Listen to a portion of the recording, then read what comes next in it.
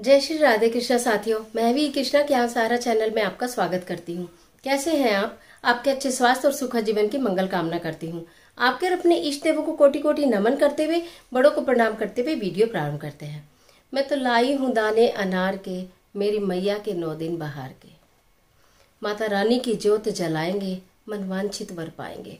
माता रानी की ज्योत, अखंड ज्योत जलाएं या सुबह शाम की ज्योत जलाएं, वो तो सब आप जानते ही हैं, सुन भी चुके हैं, वीडियो में सब कुछ आप जान लिए हैं और खुद भी करते हैं। लेकिन आज माँ के 9 नवरात्रों के 9 चमत्कारी दीपक लेकर मैं आपके बीच में कि किस प्रकार 9 दिन में अलग अलग प्रकार का दीपक जलाकर उन्हें भेंट कर कर हम किस तरह से अपनी सारी मनोकामनाएं पूर्ण कर सकते हैं, अपना भाग्य बदल सकते हैं। तो चलिए झटपट वीडियो प्रारंभ कर लेते हैं। लेकिन इससे पहले चैनल पर नए आए हैं तो चैनल को सब्सक्राइब करना बिल्कुल मत भूलेगा और बेल आइकन का बटन जरूर दबाएगा, जिससे आने वाली वीडियोस का नोटिफिकेशन आपको मिले सबसे पहले। माँ के चमत्कारी नवरात्रे प्रारंभ होने जा रहे हैं 13 अप्रैल से। पहले नवरात्रे से लेकर 9वें नवरात्रे तक हर माँ की अलग अलग रूप की, माँ के हर रूप की पूजा की जाती है। अलग अलग रूप में माँ की पूजा जब करते हैं, उनको अलग भोग, अलग फूल, अलग फल, अलग रंग, अलग वस्त्र, अलग मंत्र, जैसी श्रद्धा हो वैसी पूजा की जाती है। और कभी कभी ऐसा होता है कि हम माता के सामने नतमस्तक होकर एक दीपक जलाकर प्रेम से, और जो हमें माता का मंत्र आता है वो पढ़कर माँ की आरती कर कर भी पूजा करते हैं, तो भी माता को स्वीकार होती है। जैसी आपकी श्रद्धा हो, जैसे आपके भाव बने, जैसी आपकी सामर्थ्य हो, उस प्रकार आप पूजा कीजिए। माँ श्रद्धा की भूखी है, माँ भाव की भूखी है। सादर आपके घर में माँ विराजमान है, आपने माँ को अपने घर में विराजमान किया है। बहुत से नियम कानून है, बहुत सारी चीजें जो आपको पहले बताई गई हैं, आप कर लेंगे। आज 9 दीपक, पहला दिन माँ का जब पहला नवरात्रा है, उससे शुरू कर 9वीं तक आपको क्या करना है, ये वीडियो भी आपके पास पहले ही पहुंचने वाली है। जितनी भी मेरे को आपको तैयारी करानी है, उन सब की वीडियो मैं नवरात्रों से पहले ही दे रही हूँ। 9 मिट्टी के दीपक लाकर आपको अपने घर में रख लेने हैं। 9 मिट्टी के दीपक लाइए, उन्हें पानी में भिगो दीजिए, वो पानी पी लेंगे। उसके बाद आप उन्हें सफाई से अपने मंदिर में कहीं भी रख लीजिए, जो हाथ ना लगे इधर उधर। उसके बाद आपको कलावे की बातें बनानी है, लंबी वाली 9 बातें बनानी है, लंबी वाली।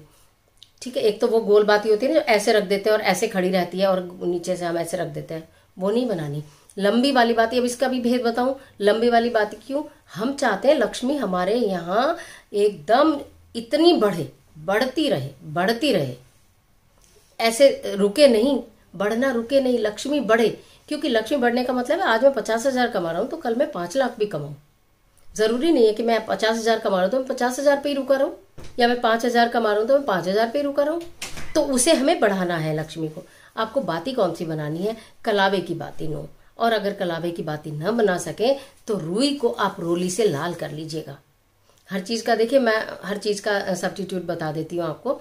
रोली से आपने कॉटन को लाल करके उसकी 9 लंबी बत्ती बना ली है, और शुद्ध घी का दीपक आपको जलाना है प्रतिदिन। 9 दीपक 9 बाती आपने तैयार कर ली। चलिए, पहले नवरात्रे वाले दिन आपको जो दीपक जलाना है, आपकी जो अखंड ज्योत जल रही है वो जलेगी, नहीं जल रही तो दूसरा दीपक आप पूजा का जलाती हैं वो आप जलाएंगी। ठीक है, कपूर में गाय के गोबर का उपला के ऊपर कपूर डालकर, लौंग डालकर, सुपारी डालकर, जो भी कुछ आप करती हैं वो सब आप करती रहेंगी। ये अलग वाला उपाय है। तो मंदिर में आपने एक दीपक लिया, उसमें लंबी वाली एक बाती लगाई और उसमें घी डाल दिया, और उसके बाद आपने उसमें थोड़ा सा शहद डाल दिया। आप ये देखिएगा कि किस तरह से आपकी चीजें जो है वो अच्छी होनी प्रारंभ हो जाएंगी। दूसरे दिन का दीपक आपने जलाया है, फिर मिट्टी का दीपक लिया, उसमें थोड़ा सा घी लगाया, लंबी वाली बाती लगाई, लाल रंग की बाती लगानी है, और उसमें फिर आपने डाला जरा सा इत्र। महक जाएगा आपका पूरा जीवन। माँ को खुशबू बहुत पसंद है, मैं आपको बार बार बताती हूँ, माँ को खुशबू बहुत पसंद है। इत्र उसमें जरूर डालिए। अखंड ज्योति में आपने डाल लिया, वो अलग चीज है, ये इसमें भी आपको डालना है। तीसरा नवरात्रा आएगा, तीसरे नवरात्रे में 1 लौंग का जोड़ा आपको उस दीपक में डालना है। 1 लौंग का जोड़ा आपको उस दीपक में डाल देना है, और फिर उसको जला देना है। माँ माई से प्रार्थना करनी है। आपके ये जो दीपक जलते जा रहे हैं, अभी बता दूं, जैसे पहले दिन आपने दीपक जलाया, अगले दिन उस दीपक को वहां से हटाकर किसी भी अपने घर में बाहर जो गमला हो, क्यारी हो, या कोई आपका चौक है, कोई स्थान है, उसमें आप इकट्ठे करते जाइए। चाहे तो किसी एक पैकेट में इकट्ठे करते जाइए, चाहे तो किसी गमले में इकट्ठे करते जाइए, वहां से उसको हटा देंगे, वो दीपक दोबारा इस्तेमाल नहीं होगा। फिर आपको दूसरा, फिर आपको तीसरा, ऐसे प्रतिदिन जलाएंगे और अगले दिन उसे हटाकर रख देंगे और नया दीपक जला देंगे। ये बात क्लियर हो गई। उसके अंदर जैसे आप तीसरा दिन आपने लौंग का जोड़ा डाला है, अगर वो लौंग का जोड़ा नहीं भी जला, कोई परेशान होने की जरूरत नहीं है, उसका अपना प्रभाव उसमें जोत में चला गया है। कोई कर्जा हो, किसी प्रकार का शत्रु हो, भय हो, सबसे मुक्ति दिलाएगा ये चमत्कारी लौंग का दिया। चौथा नवरात्रा आएगा, चौथा दीपक आपको लगाना है, उसमें आपको एक हरी इलायची डालनी है। चौथे दीपक में आपको एक हरी इलायची डालनी है, चौथे दिन के दीपक में हरी इलायची डालनी है और माँ को समर्पित करना है। आप ये देखिएगा कि इलायची का दीपक जलाने से माँ अन्नपूर्णा कितनी प्रसन्न होगी। आपके घर में अन्न की कमी नहीं रहेगी, सुख समृद्धि में वृद्धि होगी। पांचवा नवरात्र आएगा, पांचवें नवरात्रे में आपको एक बताशा चढ़ाना है। एक बताशा, बताशा सब जानते हैं, चीनी का बना हुआ बताशा होता है, भोग भी लगता है। बताशा आपको उस दीपक में रख देना है, घी वाले दीपक में, और आपको दीपक जला देना है। आपको अपनी रूटीन की पूजा करनी है। शुक्र ग्रह मजबूत होगा, धन धान्य की वृद्धि होगी। आप देखना हो ये क्या हो गया। एक बताशा आपको उसमें दीपक में लगाकर जलाना है। अब अगले दिन आपको लगाना है उसमें घी वाले दीपक में कपूर की एक टिक्की। कपूर की एक टिक्की आप लगाकर जला देते हैं, घर के अंदर से सारी नेगेटिविटी दूर होंगी। आपके मन में चाहे नकारात्मक विचार आते हो या आपके बनते बनते काम रुक जाते हो, वो सारा दूर करने की ताकत है इस कपूर की टिक्की में, जो मिट्टी के दिए में आप जलाएंगे। उसके बाद आपको एक दिन रखनी है उसमें सुपारी। सुपारी रखकर आप दिया जलाएंगे तो जो भी बाधाएं हैं, रुकावटें हैं, कठिनाइयां हैं, वो सारी दूर हो जाएंगी। उसके बाद आपको जलाना है, उसमें थोड़ी सी डालनी है रोली, रोली या कुमकुम।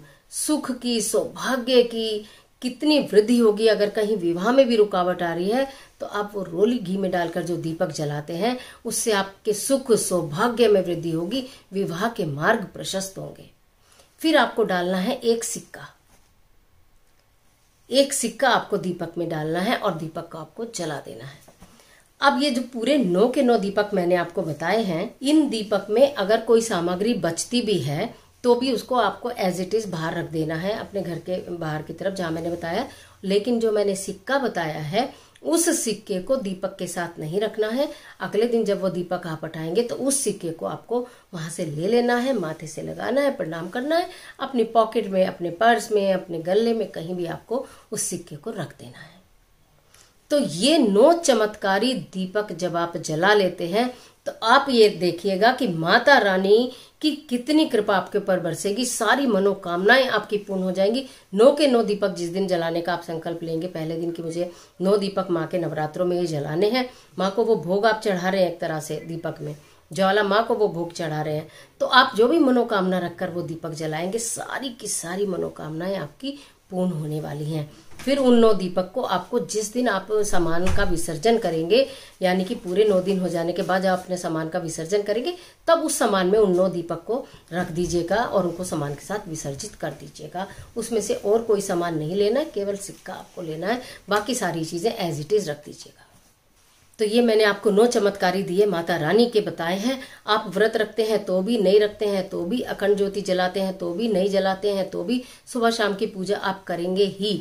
और अगर आप सुबह शाम की पूजा नहीं भी करते हैं तो भी, ये एक चमत्कारी दिया जो 9 दिन तक आपको अलग अलग रूप में जलाना है। माँ के सारे रूपों को प्रणाम करना है, अपनी सारी मनोकामनाओं को रखना है। माँ सिद्धिदात्री आपकी सारी मनोकामनाएं पूर्ण करेगी।